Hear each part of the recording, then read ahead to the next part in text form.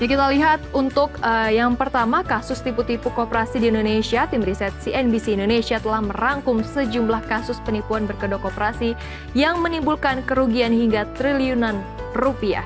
Yang pertama adalah Koperasi Langit Biru atau KLB. Kasus ini mencuat ke publik pada tahun 2012 silam. Ya, dan ini didalangi oleh Jaya Komara. Kita lihat di sebelah sini. Jaya Komara, pria ini sempat bekerja di perusahaan multilevel marketing atau MLM, di mana jenis usaha yang dijalankan oleh KLB adalah pendanaan usaha, pengelolaan daging, dan ini hasil peternakan lewat 62 supplier daging atau bekerja sama dengan 62 supplier daging. Melalui modus ini, Komara berhasil menghimpun dana sebesar 6 triliun rupiah. Komara berhasil mengumpulkan 125.000 investor sejak tahun 2005 dengan modus yang ditawarkan adalah menyediakan 2 paket investasi. Yaitu untuk investasi yang pertama ini adalah modal kecil yang nilainya hanya sebesar Rp385.000 saja. Dan yang kedua adalah investasi besar yang senilai 9,2 juta rupiah. Kasus modus koperasi yang kedua ini adalah kita lihat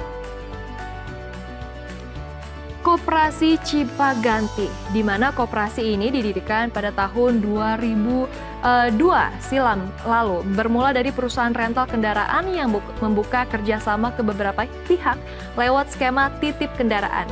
Namun seiring berjalannya waktu, Cipaganti mengubah pola kemitraan itu dalam bentuk uang dengan returns 1,5% per bulannya. Jadi yang tadinya hanya titip kendaraan sekarang menjadi uang begitu ya. Dan Cipaganti pun tumbuh menjadi perusahaan besar yang bahkan berhasil melantai di Bursa Efek Indonesia dan memiliki banyak anak usaha mulai dari transportasi, lalu juga perhotelan hingga pertambangan. Dan sejak tahun 2008, koperasi ini giat mengumpulkan modal dari mitranya yang bertujuan untuk diputarkan kembali lewat usaha SPBU, transportasi, dan juga alat berat.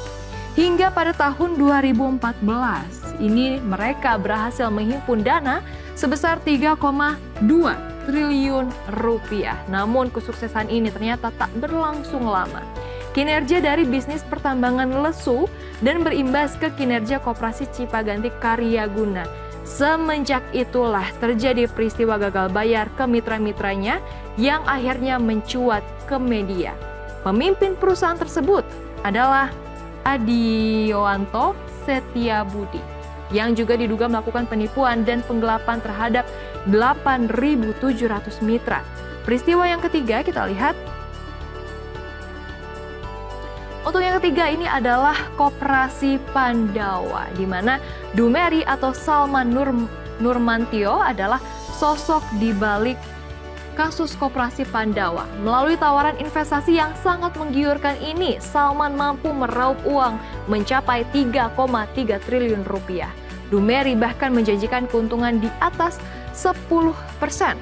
Nih ya, return 10% per bulan ke nasabahnya, dan setiap nasabah juga memiliki level keanggotaan. Misalnya, saat sudah menjadi leader, maka returns yang didapat bisa mencapai 20% dari modal. Nah, ini kan cukup besar ya kalau dibandingkan dengan bank-bank lain begitu. Namun ternyata perputaran uang pun macet. Dumeri dilaporkan ke polisi pada tahun 2017 dan dinyatakan bersalah karena melakukan kejahatan perbankan.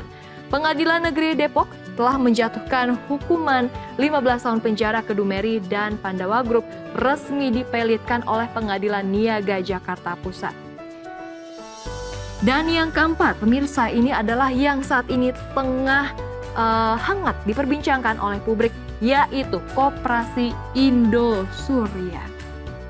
Kasus ini disebut sebagai kasus penipuan terbesar di Indonesia lantaran penggelapan dananya mencapai 106 triliun rupiah. Koperasi ini menawarkan produk simpanan dengan iming-iming bunga 9 hingga 12% per tahun, yang mana jauh lebih tinggi dibandingkan dengan deposito bank umum. Dan fakta menarik lainnya dari kasus ini adalah ternyata korban penipuan ini berstatus nasabah. dan bukan anggota koperasi. Maka dari itu, mereka pun tidak membayar simpanan wajib dan pokok ke koperasi. Akibatnya, ketika gagal bayar terjadi, status korban pun jadi membingungkan begitu ya. Nah, kalau kita runut dari awal sampai akhir sebetulnya seperti apa sih ceritanya kalau untuk Indosuria sendiri? Kalau Indosuria ini mulai mencuat ke publik sejak tahun 2020, tepatnya pada bulan Februari. Ini Henry Surya mulai dilaporkan ke Bareskrim Polri atas laporan nasabah, di mana pada bulan Februari itu nasabah tidak dapat mencairkan uangnya yang berada di deposito. Dan kenapa nasabah bisa tahu? Itu setelah nasabah dikirimkan surat dari manajemen Indosuria.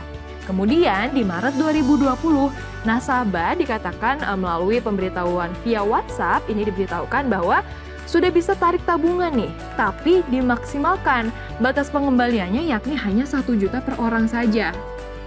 Semenjak inilah dikarenakan oke, ini ternyata sudah ada solusinya. Akhirnya kasusnya pun mereda. Namun kembali mencuat lagi di tahun 2021 karena adanya gagal bayar. Yakni bahkan DPR RI ini sampai memanggil Kementerian Koperasi terkait, dan dari situlah terungkap bahwa KSP Indosuria gagal bayar atau proses PKPU seperti yang tadi di awal sudah dijelaskan. Lalu pada September 2022 ini adalah sidang pertama perkara, dan setelah berbagai sidang yang telah dilalui oleh Henry Surya, pada 24 Januari 2023 MA atau Mahkamah Agung memberi vonis bebas Henry Surya, owner dan founder KSP Indosuria. Dikatakan karena ternyata secara perdata ini memang terbukti bersalah, namun tidak dapat dihukum secara pidana.